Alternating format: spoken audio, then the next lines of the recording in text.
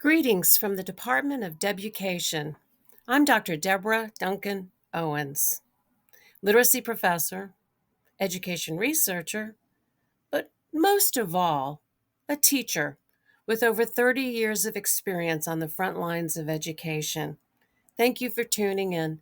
If you like what you see, please be kind enough to hit the like button and subscribe.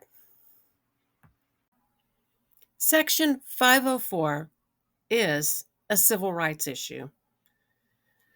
Section 504 of the Rehabilitation Act states, "No otherwise qualified handicapped individual shall, solely by the reason of his handicap, be subjected to discrimination under any program or activity receiving federal financial assistance." Like other civil rights movements, there are heroes who agitated for their rights and the rights of others. I think if we acknowledge the hard work that brought our nation 504 disability rights, we'll have a greater appreciation of what's at stake for all of us if 504 protections are taken away.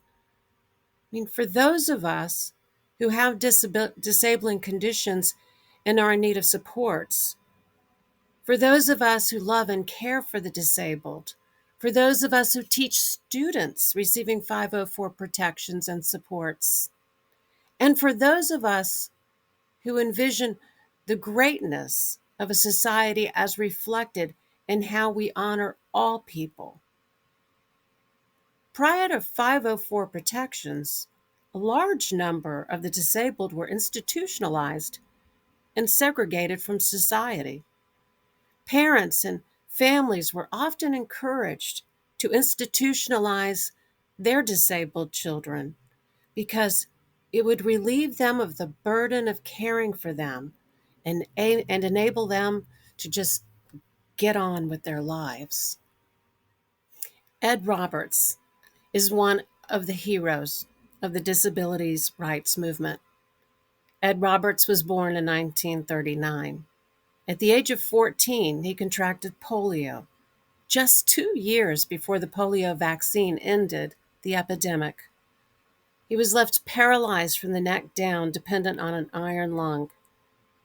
His life seemed dismal at best.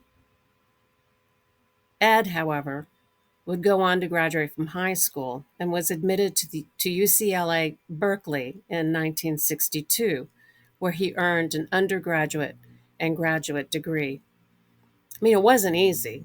He still needed to sleep in an iron lung at night, but he was successful. He went on to establish the Center for Independent Living, which as a movement grew across the nation.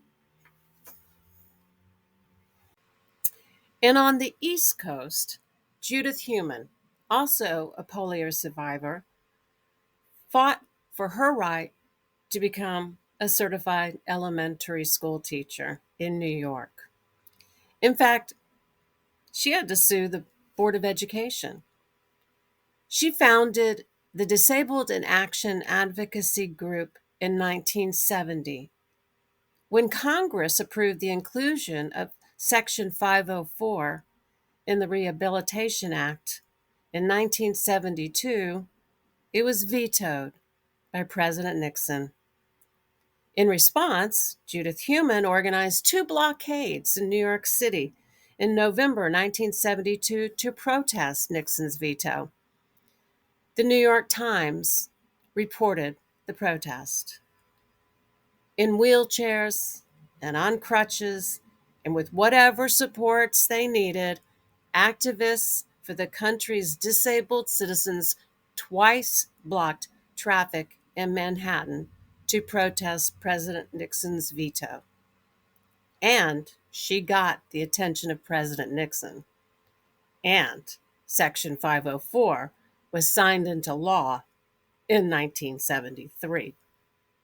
But there was no clear definition of what it meant to enforce 504 legislation, and that was a problem. further legislation was required. So, in 1977, in a beautiful demonstration of peaceful protests, disabled citizens organized sit-ins across the country. They picketed the Department of Health, Education, and Welfare regional offices in Atlanta, Boston, Chicago, Dallas, Denver, Philadelphia, New York, Seattle, and the department's headquarters in Washington, D.C. But it was in San Francisco that over 100 protesters marched, sometimes crawled past security guards into the HEW office and began the 504 sit-in.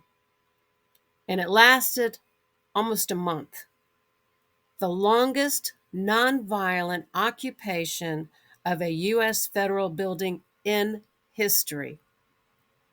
And they were successful. The HEW secretary under President Carter, Joseph Califano, agreed to hold hearings in Washington, D.C., and protesters converged on the Capitol, holding candlelight vigils and rallies. And as a result, on April 28, 1977, regulatory legislation for 504 was signed.